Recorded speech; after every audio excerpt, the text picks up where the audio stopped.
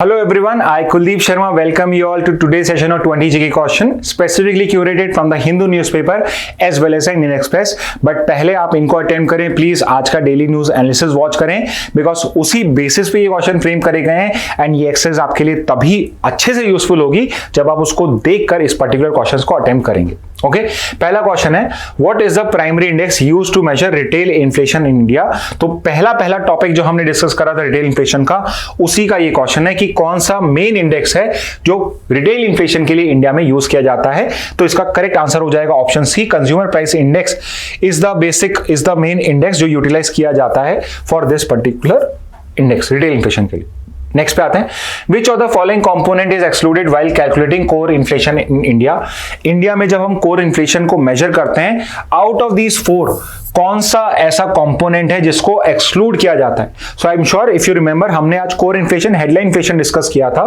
तो headline inflation में तो फूड एंड फ्यूल कॉस्ट को हम इनकॉर्पोरेट करते हैं और कोर इन्फ्लेशन में उसको रिमूव कर देते हैं. तो correct answer for question 2 is option D.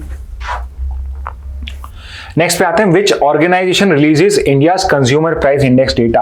तो आज हमने इसको डिस्कस करा था कि इन्फ्लेशन टारगेटिंग के लिए आरबीआई इसको यूटिलाइज करता है, बट सीपीआई जो इंडेक्स होता है दिस इज नॉट कंपाइल्ड और released by the RBI, it is actually compiled and released by the national statistical office. GDP data भी यही बताते हैं, इन्फ्लेशन डेटा भी आपका एनएसओ ही करता है और भी बहुत सारे स्टैट जो होते हैं वो एनएसओ ही प्रोवाइड करता है. तो in case if in doubt regarding statistics कौन पब्लिश कर रहा है, आपका बेट एनएसओ की तरफ में चांसेस ज्यादा है कि वो सही हो. तो correct answer third is option B. Next पे आते हैं, the IMEC project was announced during which G20 summit. तो वी नो दिस कि जो ये पर्टिकुलर आईमैक प्रोजेक्ट है this is brain child of India only, और ये जो पर्टिकुलर प्रोजेक्ट है this was announced in the G20 summit which was hosted by India only, और इंडिया ने होस्ट करा था 2023 का New Delhi summit. So correct answer question 4 is option C.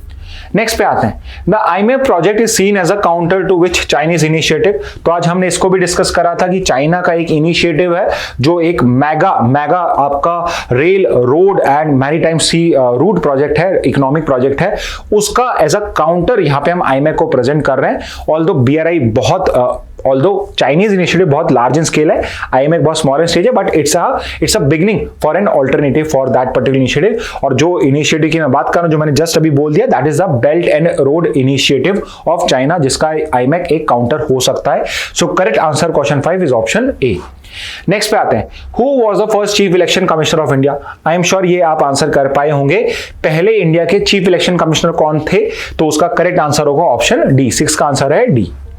Next पे आते हैं, the chief election commissioner and election commissioners are appointed by whom, who appoints the CC and EC. So अब हमारी एक कमिटी तो है बट वो कमिटी से रिकमेंड करती है और रिकमेंड करा जाता है किसको, प्रेसिडेंट ऑफ इंडिया को, and finally it is the president of India जो यहाँ पे सीसीज और ईसीज को अपॉइंट करता है. So correct answer question 7 is option C. Next पे आते हैं, the tenure of the chief election commissioner is. तो चीफ इलेक्शन कमिश्नर और इलेक्शन कमिश्नर का टेन्योर भी हमने डिस्कस करा था. तो ऑल्दो अपॉइंटमेंट प्रोसेस में चेंज हुआ है, उसके टेन्योर में कोई चेंज नहीं हुआ है एंड उसका टेन्योर होता है 6 years और until 65 years of age whichever is earlier. तो correct answer question 8 is option A. Next पे आते हैं, how many election commissioners including the chief election commissioner does the ECI currently have. तो आज हमने इस सबको भी डिस्कस करा है कि initially it was a single member body. 1989 में हमने इसे 3 member बॉडी बनाया, वापस से ये सिंगल मेंबर बॉडी बन गया. 93 में लॉ बना के इसे इस 3 member बॉडी बनाया गया एंड अब 2023 में भी जो लॉ बना है उसमें भी एक 3 member बॉडी ही है, which means currently election commissioner of India has 3 members including the chief election commissioner as well as 2 EC. So correct answer 9 का हो जाएगा ऑप्शन सी. नेक्स्ट पे आते हैं, national voters day is observed every year on. तो national voters day कब होता है, so it is observed every day on 25th of January which is the date of the constitution of the election commission of India. तो 25th January 1950 को हमने election commission of India को constitute किया था. On that basis we celebrate national voters day on this particular date. Next पे आते हैं, UCC is mention under which article of the Indian constitution. तो आपका एक स्टेट है जिसने, मैं आंसर इसलिए नहीं कर रहा हूं because that is also question, एक स्टेट है जिसने अभी यूसीसी को इंप्लीमेंट करा है जो आपका हाई कोर्ट में, उसके हाई कोर्ट में चैलेंज्ड है। तो ये जो पर्टिकुलर यूसीसी है, this is also part of your DPSP, directive principle of state policy. तो आर्टिकल 36 से लेके आपके आर्टिकल 51 जो है वो डीपीएसपी को ट्रीट करते हैं। And one of the articles which talks about UCC is article 44. So the correct answer for question 11th is option D. Next पे आते हैं, which state become the first to pass a UCC bill after independence excluding Goa's existing civil code. तो कौन सी state है जो पहली state बनाया है जिसने यूसीसी बिल को पास करा after independence, apart from Goa जिसमें पोर्चुगीज सिविल कोड इंप्लीमेंट होता है। तो क्वेश्चन बहुत क्लियर है and it is basically pointing towards Uttarakhand which has become the first state to pass a bill to implement UCC in the state. So correct answer question 12 is option B.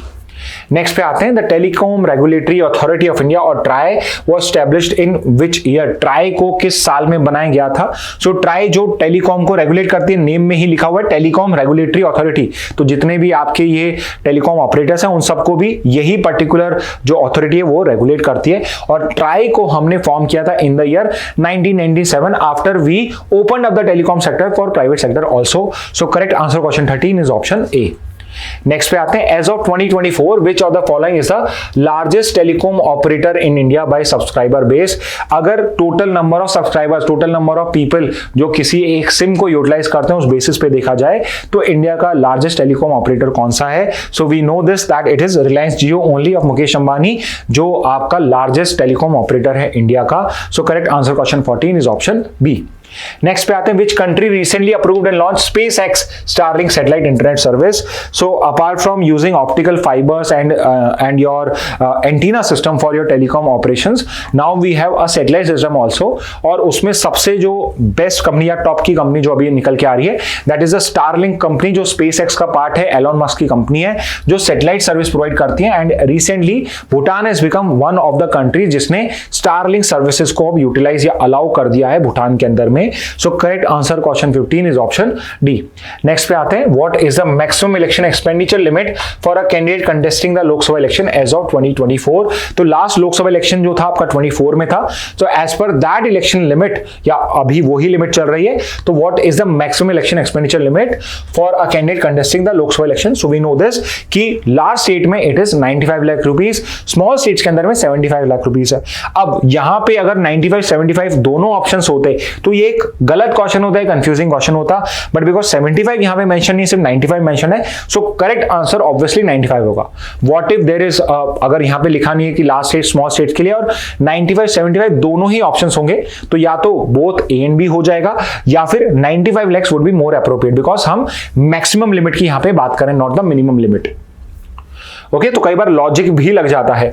As of February 2025 what is a revise expenditure limit for candidates contesting in legislative assembly elections in larger states. तो larger states के अंदर में 40 लाख से 75 लाख तक की limit हो सकती है।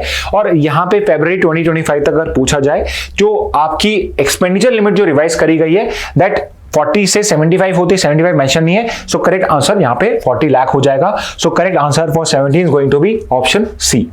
ओके, नेक्स्ट पे आते हैं, which body is responsible for setting the expenditure limit for election candidates in India. तो इलेक्शन जो आपके कंडक्ट किए जाते हैं उसमें जो एक्सपेंडिचर लिमिट होता है, आउट ऑफ दिस 4 कौन सी अथॉरिटी उसको आपकी एडजस्ट करती है? सो वी नो दिस कि ये सारी जो इलेक्शन एक्सपेंडिचर होते हैं, इलेक्शन रिलेटेड जो भी एक्सपेंडिचर होते हैं, इनकी कैलकुलेशन, इसमें क्या इंक्लूड होगा क्या एक्सक्लूड होगा, ये सारा process done by the Election commission of India, जो आपकी अथॉरिटी इलेक्शंस को कंडक्ट कराने के लिए। So correct answer question 18 is option A. Next पे आते हैं, WTO और World Trade Organization was established in which year.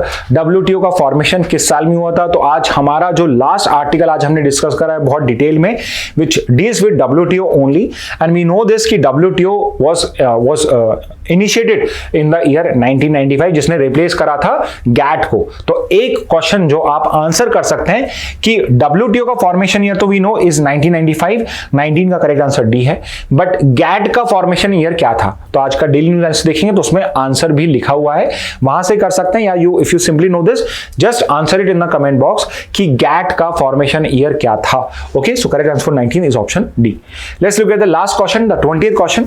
The peace clause under WTO WTO agreement primary relates to which sector, जो peace clause है WTO agreement के अंदर में वो किस सेक्टर से रिलेट करता है। तो आज का प्राइमरी डिस्कशन जो था वो इसी पर्टिकुलर चीज पे था कि आपका एग्रीमेंट ऑन एग्रीकल्चर है जिसके अंदर में पीस क्लॉज का प्रोविजन है जो इंडिया को MSP अलाउ करता है without any limit for rice and wheat. And it was one of the reason given by the author कि क्यों इंडिया को WTO को लीव करने की रिक्वायरमेंट नहीं है। So correct answer question 20 is option C. Okay, तो student these were the important 20 GK question from today session. I hope this initiative is useful. कोई भी डाउट हो, कोई भी फीडबैक है, प्लीज कमेंट बॉक्स में हमें बताइए, हम उनको सॉल्व करने का ट्राई करेंगे और आपके सजेशंस को इंप्लीमेंट किया जाएगा। Okay, with this message let's end today session. Thank you and have a very nice day.